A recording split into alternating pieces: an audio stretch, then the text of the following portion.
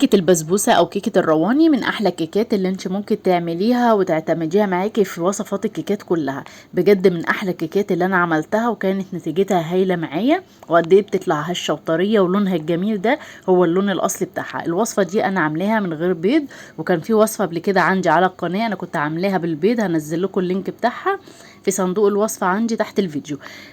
دي بقى الوصفة الأصلية لكيكة الرواني، دي بتتعمل من غير بيض، بتطلع هشة وبتطلع طرية وطعمها تحفة وريحتها جميلة جدا، وبتطلع بنفس القوام اللي انتوا شايفينه ده.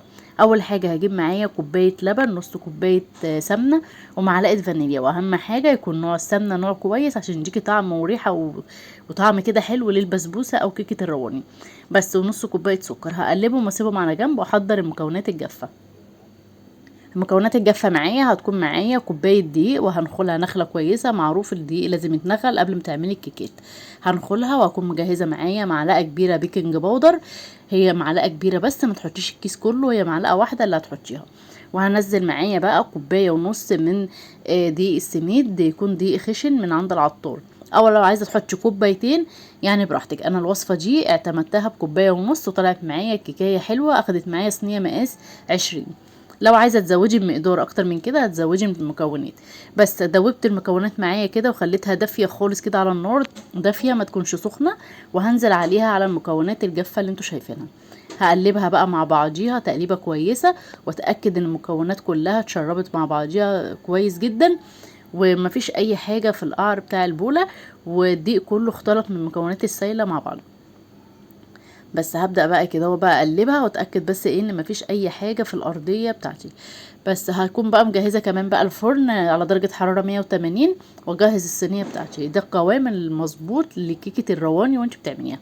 الصينية بقى مقاس 20، هدهنها بمعلقة سمنة كده من الجناب وفي الارضية عشان الكيكة ما تلزقش معايا وتطلع معايا حلوة وناجحة ولونها وطعمها يكون حلو.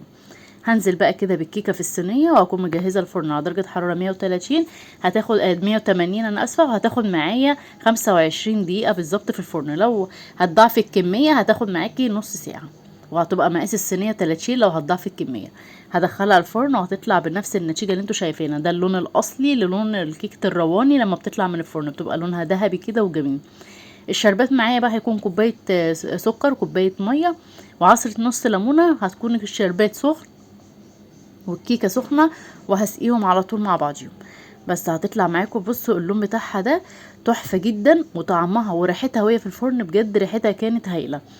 الطعم بتاعها بقى مش قادره اقول لكم كانت طعمها عامله ازاي، عايزاكم بجد تجربوها لانها طعمها حلو قوي.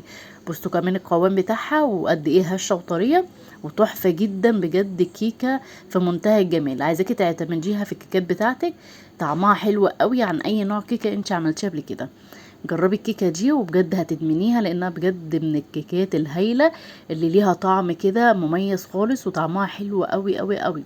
وكمان معموله من غير بيض فطالعه هايله وهشه وطالعه قوامها جميل. عايزاكي تجربيها وتقولي لي رايك فيها ايه في التعليقات، ولايك وشير لو عجبكم الفيديو. باي باي.